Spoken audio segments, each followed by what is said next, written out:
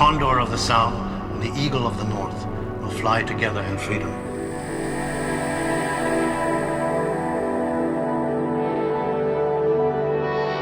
To live in balance with one another and with the earth, great goddess mother of all the living, embracing and nourishing all her children.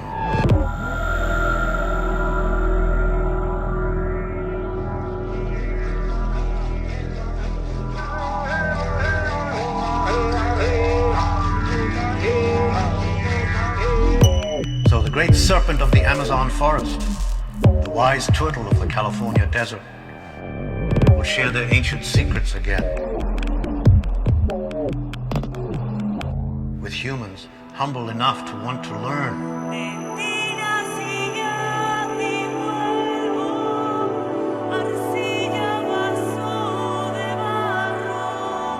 humans humble enough to want to learn. The vine of the soul, the vine of the spirits. I got kind of scared because I didn't know, I felt very empty and I didn't know. A lot of fear comes up, and because it's such a sort of mysterious and unknown experience that you know is going to be intense and trying. It really necessitates showing up. This path of working with this medicine isn't an easy path, and I'd say that it requires commitment and it requires tenacity and bravery. It kind of opened up this well of emotion and guilt and anger. I wasn't willing to let go of what I needed to let go of without a fight. So I suffered and so much pain. And Nuestra identidad como nativos es que somos hijos de plantas sagradas que venimos trabajando en favor de la humanidad. The ancients realized that there were signs of nature in everything if we just had the eyes to see. A carrot looks like the human eye. It has a pupil with an iris and radiating lines. Bell pepper, 4 chambers, red, in the shape of the heart. Now we know this is one of the best heart foods that you can possibly eat. An avocado. It's in the shape of the womb and the cervix of the female. It has one swollen seed in there, just like a woman who is pregnant. We now know that it prevents cervical cancers, distension of the womb, prolapse of the uterus. It takes just about 9 months to grow an avocado from blossom to ripened fruit. This is one of the most profound. The ayahuasca. It expresses itself in a spiral upward. And I think it's more profound than what most of us would dare to imagine. When I told people in the early 90s that I was going to Brazil to conduct a biomedical psychiatric study of ayahuasca, they would say, ayahuasca? I was one of the people that stumbled into researching these substances with Tim Leary and Richard Alpert in the 60s at Harvard. And we didn't know anything. We didn't know anything about them. We were just working with this idea of consciousness expanding, exploring their potentials, and then after a while, after a few years of stumbling around, then we found out that, in fact, that there are shamanic traditions and traditional cultures all over the world where such plants have been used for many, many, many centuries for the purposes of healing. Ayahuasca is a decoction of 2 plants, Psychotria viridis, which contains dimethyltryptamine, or DMT, and there's Banisteriopsis caapi, which contains the harmala alkaloids, harmine, harmaline, and tetrahydroharmine. It's a very intriguing phenomena that here you have these 2 plants which grow in the Amazon forest. How did the native peoples come to determine that if you take plant A and plant B, an extraordinary phenomena can occur to the person who ingests the brew, whereas if you take each alone, nothing happens. What if there's a way to prepare your body and using certain sacred plants to move you into what most people would call a euphoric cosmic experience of time and space within yourself and connecting? Let thy foods be thy medicine. Let thy medicine be thy foods. La medicina trae la esencia de la madre, de la selva, de las plantas, de los elementos. Ya hay una conexión propia de la naturaleza en la medicina. Entonces, El papel de la medicina es abrir la conciencia. This medicine somehow allows you to dive deep inside your own mind and inside your heart, your feelings. It has an ancient memory. Plantita de alelí, que parecida es nuestra vida.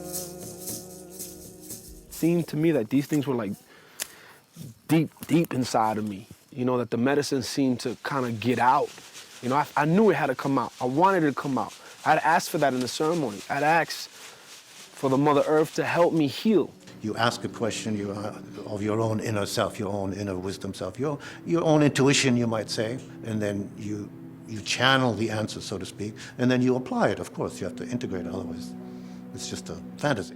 I've been able to reevaluate so many of my experiences and turn them into empowering experiences and lessons, rather than just feeling like they were things that happened to me that hurt me. We subjected a battery of neuropsychological tests, and really to determine if the ayahuasca was causing any neurotoxicity, was causing any impairment in cognition, in capacity to think and plan and memorize and pay attention.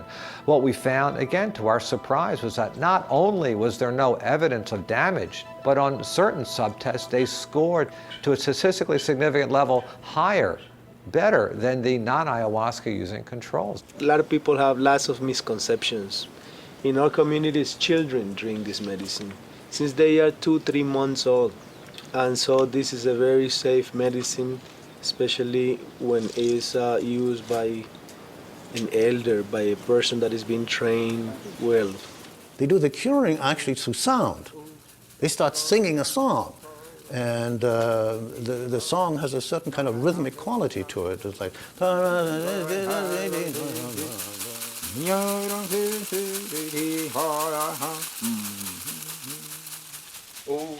rhythmic drumming or rattling.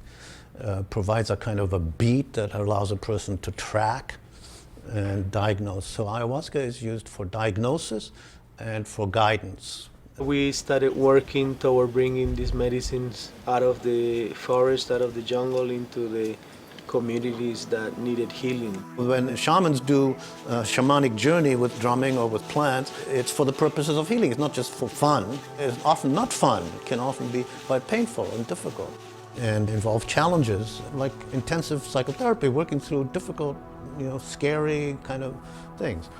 But it does involve working with the spirits of the natural world. I was feeling scared of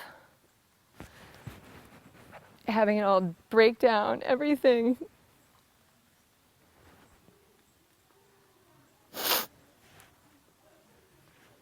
Which is a good thing. But I think in my childhood, everything was so out of control, and that it was not a scary, safe place to be. And I've learned to work with that, and then it's kind of like maybe exposing that a little bit and opening up to it and truly healing it. It's what I needed to feel. It's what I needed to feel. I feel like, in a lot of ways, the process of life creates a lot of fragmentation. Lots of different episodes get left behind, undealt with, unloved and forgotten. And I think that these medicines have really enabled me to gather some of those parts of myself back together. I think that everybody needs to experience ancient wisdom, just to come together as one, because I think the separation brings such fear and such anxiety, and I feel that's what we're living right now, it's just this fear. The medicine can take you to some incredible places. It can give you really strong visions. It can show you things that you weren't expecting. It can show you things that you weren't prepared for. But I feel like the design of the ceremony really enables the integration. This is the most sacred experience I've ever had in my life in terms of the ritual of moment to moment and thought to thought, and everything you do has a purpose.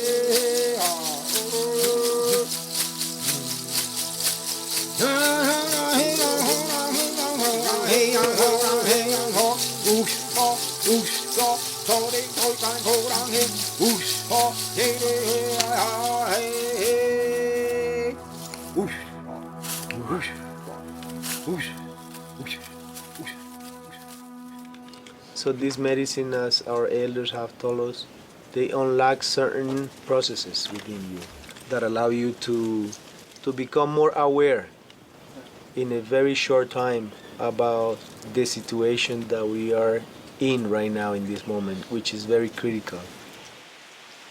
Even though you don't have control and aren't making everything perfect around you, you're still loved. It still welcomes you into her womb and holds you, you know? It's like a mother's love. It embodies the spirit of the grandmother because it's a teacher and it's very gentle with the soul of people. It has a nurturing aspect to it. I think she shows us love in all ways. I feel love for a part of myself that I've never been able to love or accept before. What I try to relate to people that are skeptical about this medicine is that it really teaches you the importance of connection and how loving of an experience that is. It is time to unite the minds and the hearts toward a good rite of passage of the earth. Gracias a los árboles que nos acompañan, gracias a la tierra que nos permitió sentar y que este mensaje llegue hasta los confines de la tierra. The word is slowly seeping out. It's gradually infiltrating its way into mainstream culture, and I do think it will have a sizable impact on how our culture evolves. People all over the world are trying to wake up. That's one of the reasons why I think there's an increase of interest in spiritual practices of all kinds. And elevating or raising or expanding consciousness, I think, is the key concept that I like to work with also in terms of these substances. Because when you raise consciousness, you expand consciousness, you increase freedom of choice. I believe that when more people become more open to their feelings and how they really feel about things and working to be stronger people, that collectively we can do more to help the planet. What healing for human beings to be able to come and witness this, you know. What healing for people to just to know that this exists. Help us, Grandpa, Grandma, to be okay in this time of change. Bless us.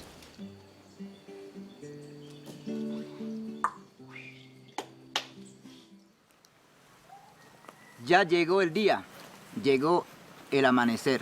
Ya reconocemos de que todos somos uno.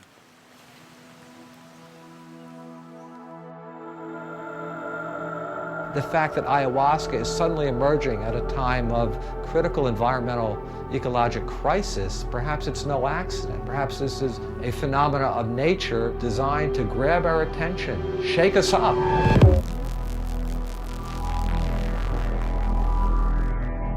And really direct our actions to survival of our species and all the species on this earth.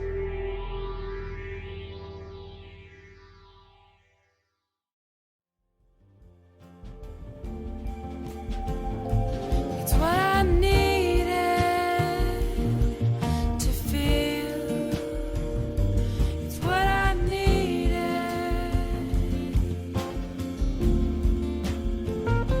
It's what I needed to feel. It's what I needed.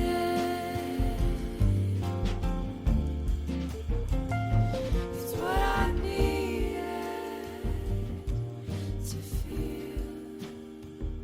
It's what I needed.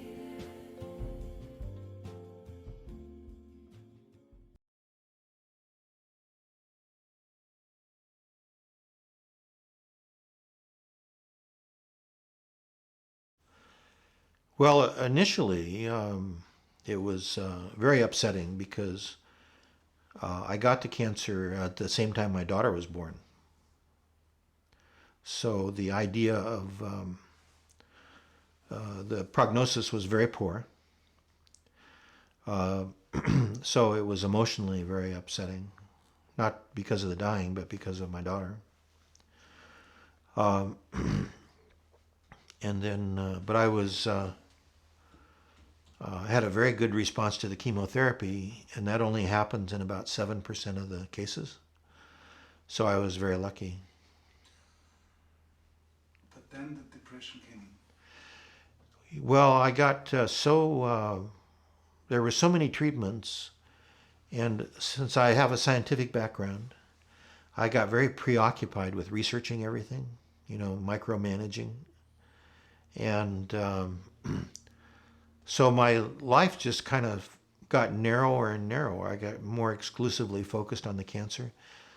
And I became more withdrawn. Finally, my daughter and friends sort of told me that I needed to do something. So I tried a couple antidepressant medications briefly, and I did counseling once or twice. And being a psychologist, I probably didn't give them enough time because, psychologists are supposed to know it all. And but there was no lasting effects from any of that. So, well, I had for years thought about maybe trying LSD or psilocybin, but I knew what the risks were, and so I didn't want to try it unsupervised. And as it turned out, it was a good thing because the initial experience on the psilocybin was very frightening. So it was a combination of having some confidence that psilocybin would pop me out of the depression, and then also my professional curiosity. But I had no previous experience with psychedelics, so I didn't know what to expect exactly. The induction or the beginning of the effects start in about 10 minutes. And what happens is that things that are normally familiar, both things in the room and just feelings, all of a sudden they start feeling unfamiliar. And it's like your brain is going offline, one part at a time. And so for the first hour and a half, it was pretty frightening because I was fighting it. I was resisting. I wanted to open my eyes and make things snap back into place. If I didn't have the help of the people there, I would have left the room and tried to walk around and get things to focus back in again, to look familiar again. So I think had I not had the help, I would have missed the experience, the therapeutic experience, and I might have hurt myself. So the supervision, I think, is very important, that it be done properly. Yeah, after about an hour and a half, I had no sense of time, but they told me that after an hour and a half I calmed down, and I seemed quite tranquil and comfortable. My experience inside my head was being just in a void. I had no sensory experience, no sounds, there were no thoughts going across my mind. I had just a little bit of a visual sensation, but it was all in my head. I didn't have my eyes open. At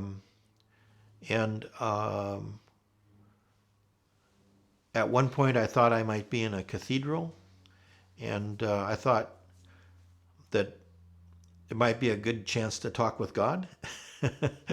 So I, just in my mind, I said, well, if there was ever a good time, this is it. So, talk to me. And nothing happened. I did it again and nothing happened. At another point, I had a feeling that I was living on a bubble, a big bubble, and a certain part of the bubble was my space, and that's where I lived, on that bubble. Other people had their own space. And it had a certain thickness to it, and the surface and the thickness was my part. That was a little bit interesting. But mostly, there was just an experience of familiarity or tranquility, and just a very comfortable a very comfortable feeling, but there were no things of any kind in it. No other people, no architecture, no ideas for the most part, there was nothing left over from the everyday reality that was in that space. Just a feeling of presence, just being there and being comfortable. And I could go back and forth. I could voluntarily either fall back into the void, or I could come out and stay more focused on the everyday reality. And during that time, I could pull up past relationships or current relationships and look at them in great detail. And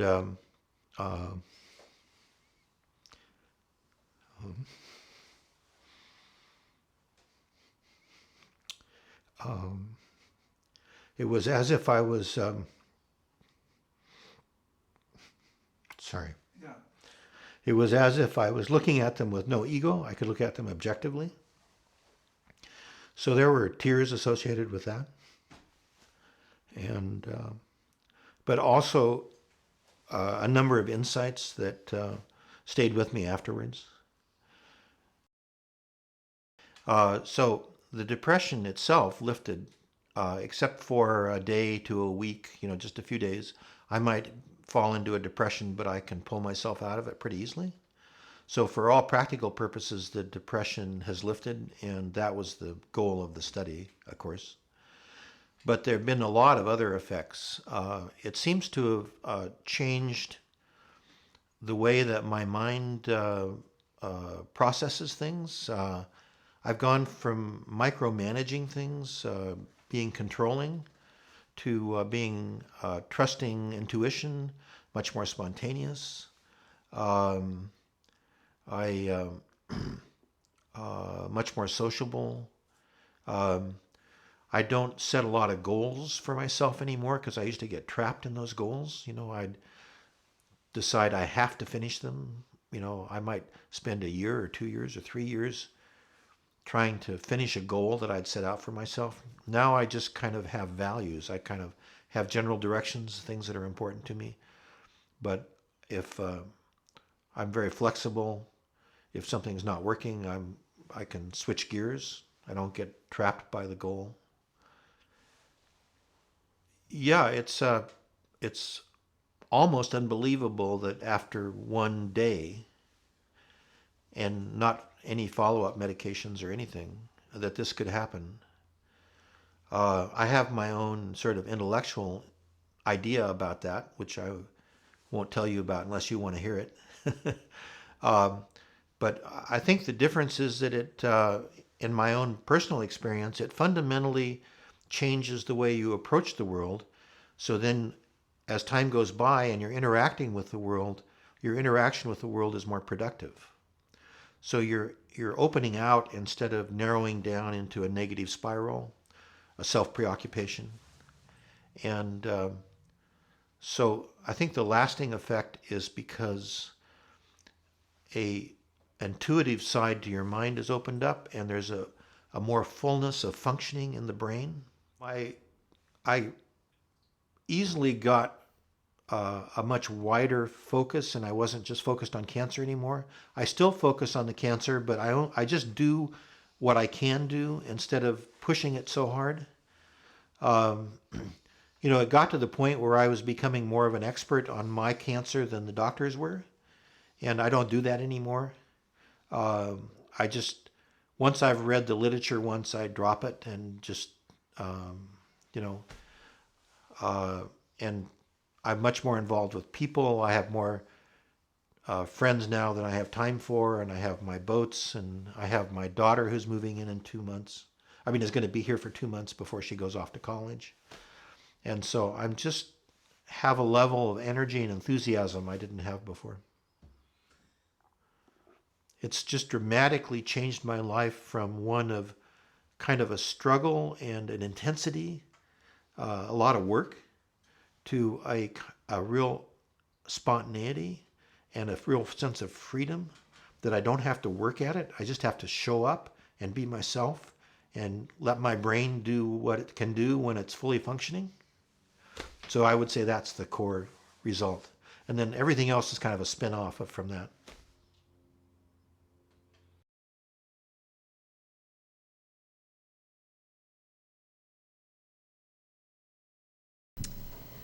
I'd like to introduce Luke Williams. He's a master's student at Imperial College in London, and he's been working with David Nutt and Robin Carhart Harris and others on work with psychedelics and functional connectivity analyses in the brain.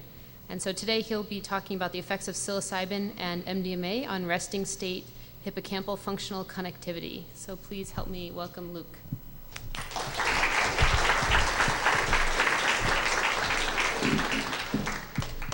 Right, well, thanks everybody, and a big thank you to MAPS for having me here. As I just said, my talk is going to be about resting state hippocampal functional connectivity under psilocybin and MDMA. This talk's going to be in 4 parts, essentially. Firstly, a bit of background on what functional connectivity and resting state intrinsic networks are, the results we've got from the psilocybin study, the results we've got from the MDMA study, and finally a bit of discussion about what it might all mean. So first off, a bit of background on what functional connectivity is. So functional connectivity is a type of analysis performed using fMRI, comparing correlations in fluctuating activity in different brain regions. This is done by measuring a time series of fluctuating activity over a particular, in a particular region of interest over time and compared to other brain regions. Regions which show similar time courses of activity are said to be positively coupled or functionally connected, whereas regions with anti-phase time series are said to be negatively coupled. So we'll see an example of this here. So here we have 2 regions, the red and the yellow lines, which are positively coupled. You can see that over time here on the x-axis, and this here is the percentage of bold change. Bold is the signal in fMRI. It's an indirect measure of neuronal activity. It measures the change in oxygenation of the blood. But you can see that these 2 regions here are pretty close over this time period. So you'd say that those 2 are pretty positively coupled together. In this bottom diagram, we can see there's another line, this blue time series, which is negatively coupled. You can see it's basically anti-phase in the opposite direction. Whenever the red and the yellow lines are up, it's down, and vice versa. So that region, we would say, is negatively coupled to the other 2. Using this technique of functional connectivity, it's possible to investigate resting state networks in the brain. And this slide is just an example of 2 resting state networks. I want to, so when I say resting state, that means that the subjects are in the scanner, eyes closed, not told to do anything particular. They can daydream or think about whatever they like. And this is an example of 2 different networks. There are many more networks that you can determine by resting state functional connectivity, including attentional networks, visual networks, and I'm not going to go into those here because they're not particularly relevant. But here you can see 2 networks. This one in the yellow and red is what's known as a task-positive network and tends to be activated in a wide variety of tasks. And all the regions in that network are positively correlated together. So when they see increased activation in, say, here, you also see increased activation here. So they'll go up and down together. The green and the blue is another network, which is called the default mode network. And you've probably heard Amanda talk about this morning, and various other people have talked about it. It's quite a big deal for us in psychedelics research at the moment. And again, the areas in the default mode network are positively correlated together. And when the default mode network is up, the task-positive network is down, and vice versa. So in a task and a scanner, you'd see the task-positive network going up, and then when you told people to rest, you'd see the default mode network going up and the task-positive network going down. So default mode network, as I said, it's the network most active when subjects are left to rest, undisturbed, eyes closed, daydreaming, often associated with sort of free association or open modes of thinking. It was originally determined by PET studies that showed deactivations across a wide range of tasks, and this is the PET meta-analysis from Buckner and al. So the important thing to take away from this, replicated by the functional connectivity I've already talked about, and the main regions that are involved in this are, so this is the left hemisphere of the brain, this is the lateral surface, the outside, and this is the medial surface, so inside the hemisphere. And the three main regions which tend to be, which are correlated across lots of different studies, are the ventral medial prefrontal cortex here, the posterior cingulate cortex here, and the inferior lateral parietal cortices on both sides of the brain here. Now, what has this got to do with psychedelics? This is the study that Robin Carhart-Harris, my supervisor, published last year, which is looking at the psilocybin study, looking at functional connectivity in one particular region of the brain, which is the ventral medial prefrontal cortex, which we can see here as this red blob. Now, this top image is the baseline, so this is placebo before any drug's been given, and you can see that the red area is the bits in orange and red around it are those ones that it's positively coupled to, and the blue bits are those that it's negatively coupled to. So you can see here in orange the areas of the default mode network, and in blue you see areas that belong to attentional task positive networks. So this region, when activity goes up in it, activity goes up in these regions here, and when activity goes down, then activity goes down in these regions here, and vice versa in the blue regions. Now, the two bottom images are subjects under psilocybin, and it's really important here to understand that these images are about changes in connectivity. So, although we're seeing like a blue bit here, that doesn't mean that these two are now negatively correlated and in complete opposition. It just means that there's a decrease in any positive correlation there was before, and vice versa with these red bits. There's an increase. There's a decrease in the decrease, basically. So there's an increase in connectivity to these bits, but it doesn't necessarily mean that they're down positively coupled. They just could be less negatively coupled. So anyway, that's what's been done before. And my work has been looking at a different region of the brain, the hippocampus. I'm sure plenty of you know that the hippocampus is very important in memory, spatial memory, episodic memory, memories about the self, and also navigation. There's been a lot of work in rats looking at place cells and grid cells, which are cells that respond specifically to one particular place or a grid of places. Not everyone would agree that the hippocampus is an intrinsic part of the default mode network, but there is growing evidence that it is, and there's a lot of work coming out now to show positive correlations between activity. And here's a bit of I think this is it's not a meta-analysis, but it's 4 different studies showing connectivity between the hippocampus and other regions of the brain. And again, you can see this medial PCC region, ventral medial prefrontal cortex, and these the lateral parietal regions, so almost exactly the same areas. Right, so now on to what I've actually been doing. That's the sort of neuroscience background for you. Psilocybin study. There's a picture of psilocybin. I'm sure we all know what that is, but it's the phosphate ester of 4-hydroxy-DMT. And in this study, we had 15 healthy volunteers, which were scanned on 2 occasions, once receiving saline and once receiving IV infusion of 2 milligrams psilocybin halfway through a 12-minute scan. 2 milligrams IV psilocybin probably doesn't sound like a lot, but on our pilot studies, we showed that people rated it pretty similar to a 15 milligram oral dose, so that's like a moderate dose of psilocybin.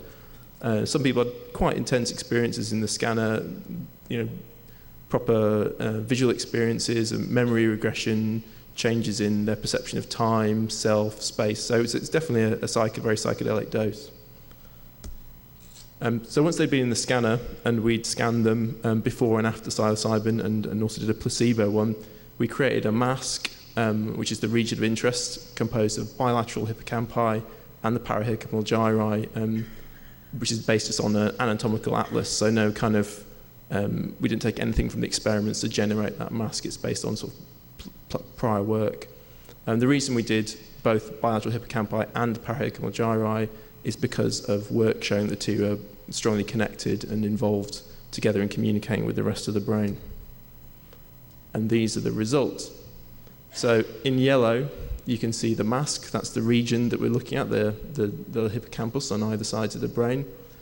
And in red and blue, you can see the increases and decreases. So in red, we see an increase in connectivity to the right insula, which is kind of interesting. But the really interesting stuff here is that we see these really clear decreases in connectivity in regions of the default mode network again. So here, prefrontal cortex, PCC, and these lateral parietal regions. And this was even stronger than the previous work done using the ventromedial prefrontal cortex as a seed region. So strong decreases, statistically significant decreases in connections between the hippocampus and the default mode network.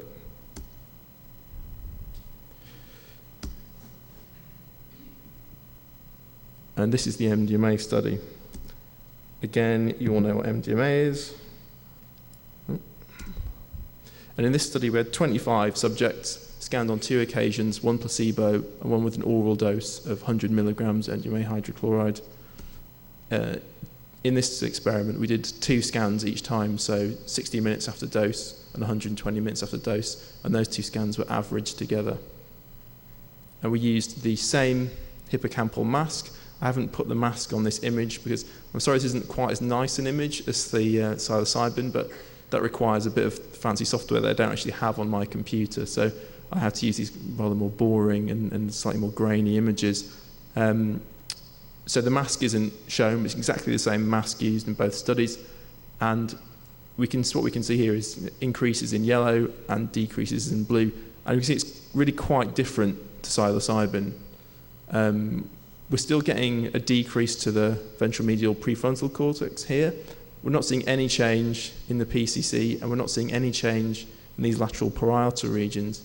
Instead, we're seeing a bit of decrease on the left temporal pole and also the right frontal pole, and also these pretty interesting big increases in the midbrain and the pons, and also some stuff in the right hippocampus and amygdala, and some bits in sort of sensory motor cortices up here. So essentially, we're seeing a pretty different pattern of effects. And I'm going to sort of discuss about the difference between those two in a second, but I think you'll agree it's pretty clear that there's strong differences between the two. So, what does this all mean?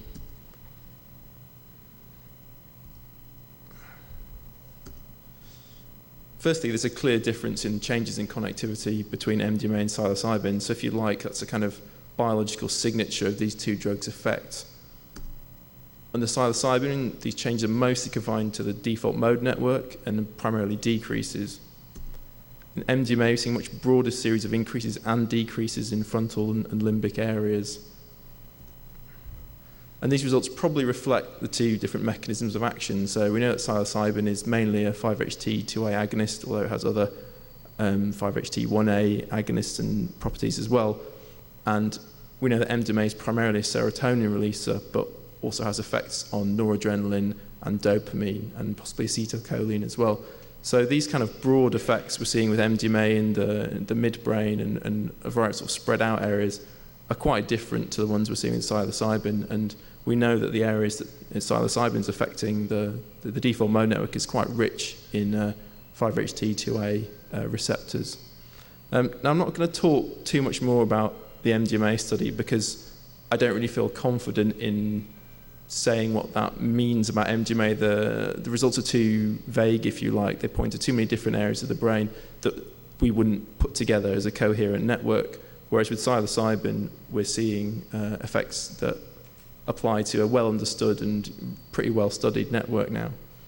So I'm not going to say any more about the MDMA, except that it's clearly different to the psilocybin. But what I'm going to talk a little bit about is about the hippocampus a default mode network, and this idea of scene construction. So in 2007, these two people here, one chap and one lady, Hassabis and Maguire published this paper called About Scene Construction. Hassabis is actually a really interesting guy because he was a chess prodigy at the age of 13 and then went into designing computer games for a portion of his adult life before returning and studying cognitive neuroscience, so he's a pretty remarkable character. But they've come up with this idea of scene construction, which is, at first, some people were a bit suspicious of it, but it's been more reproduced. There's been lots of results kind of supporting it now, so it's kind of gaining favour. And here's a quote from their paper. "We define scene construction as a process of mentally generating and maintaining a complex and coherent scene or event."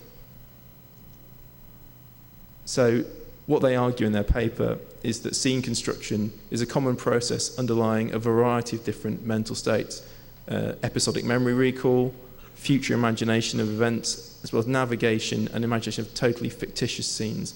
And it involves a network including both the hippocampus and the default mode. In fact, they want to say that it's this one thing is a whole network that underlies a variety of different cognitive processes.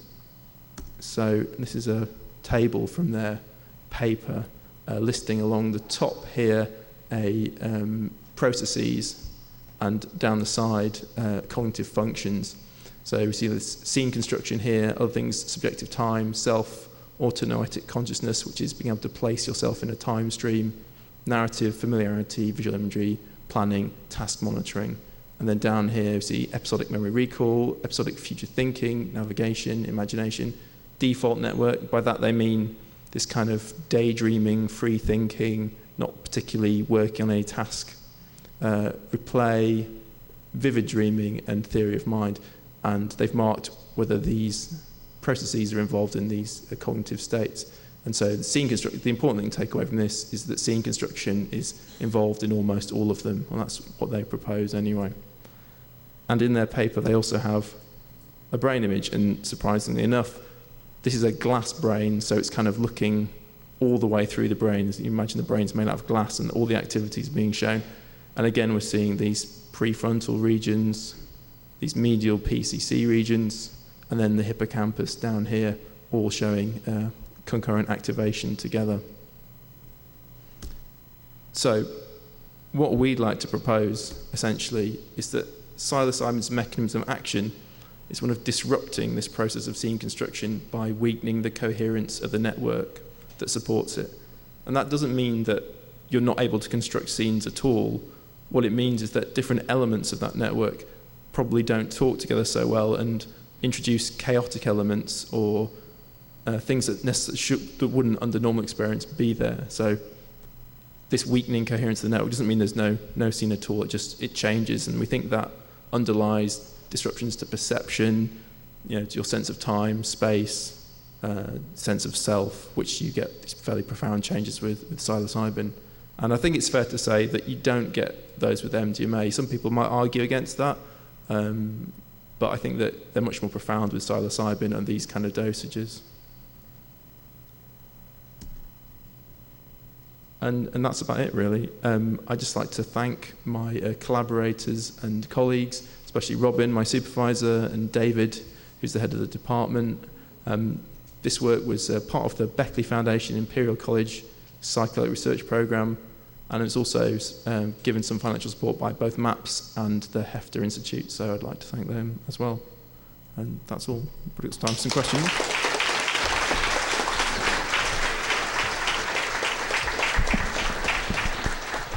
I would stay up here. Okay, we have some time for questions, but I'm going to ask the first question.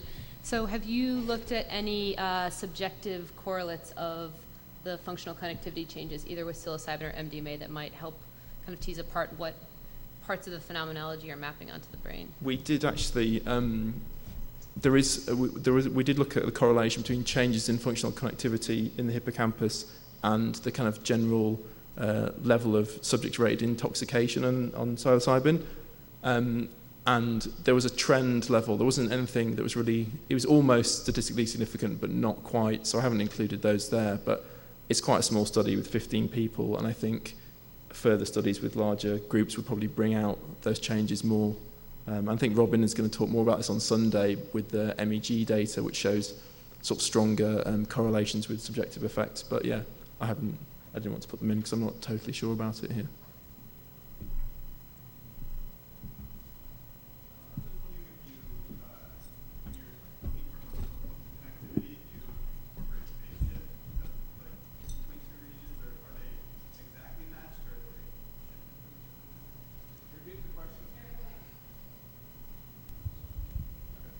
I was just wondering when you're measuring functional connectivity, if you incorporate phase shifts into that, are the signals increasing and decreasing at the same times, or are they generally shifted from each other? I mean, the depending on how positively correlated and how negatively correlated they are, then that's a sort of measure of phase. So when there's a strong negative change, it means they're moving out of phase together. So, but with these sort of effects, we're seeing not subtle changes, like significant changes, but they're not. So yeah, they are moving in and out of phase. If you're seeing like total, really strong connectivity, then they'd be totally in phase. But as it drops, then they're moving slightly out of phase. Okay. Back there. A lot of the subjective reports of people who undergo psilocybin experiences of an enhanced sort of scene with more information than normally get. But does this seem to contradict that, or am I interpreting it incorrectly? Well, no, not really, because the system, like the default mode network system and the scene construction network, is a kind of sort of top-down controlling network. So there's an idea that as the network loses coherence, it stops being able to control information flow between different brain regions. So although it appears that things are decreasing in activity, it actually allows more information to come through into your consciousness. And that's the general idea that we're proposing. It's the sort of controlling part, and then that's controlling the amount of information that flows into your consciousness. That's the general idea.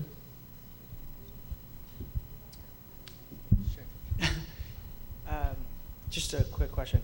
So you saw that there are changes in the default mode network, functional connectivity with psilocybin, specifically with functional connectivity of the insula.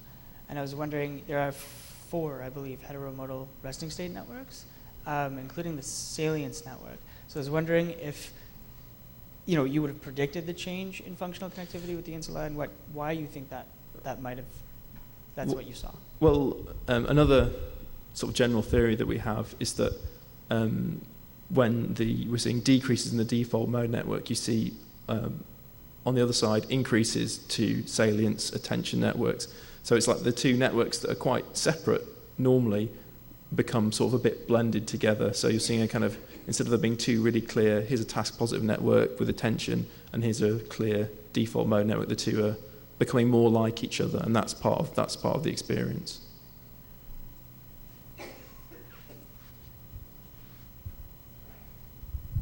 Hi. With respect to your protocol, was it a parallel process? Were they essentially equivalent with what you did outside of the difference in dosages and, of course, the molecules?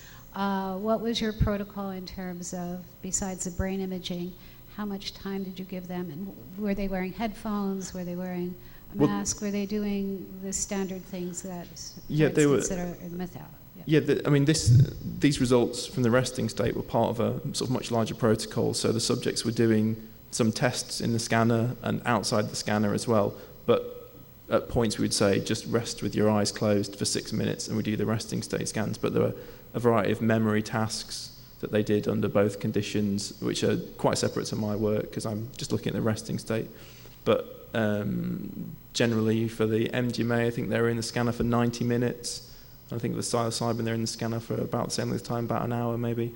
And they did some tests afterwards, and then there's follow-ups as well, like a week later and a few days later. So there's quite a lot of stuff involved in these protocols that isn't particularly relevant to this. My research is particularly focused on this resting state stuff, but I think Robin, again, will probably talk about more of this on Sunday. Okay. And there were PET scans as well? We haven't done any PET scans, no. PET scans are very expensive compared to fMRI, so. Look, I had just one more quick question about hallucinogen experience of the people who went through your study? Was there a large range? Were they mostly experienced or naive to the different? They're all very experienced. I think the average psilocybin use was 16 times, but a very high standard deviation. So people were, 30 or 40 experiences. That's part of the ethical approval, was only using people who had had experiences and not had a difficult time before. So. Okay, that's it for Luke. Thank you very much. I'm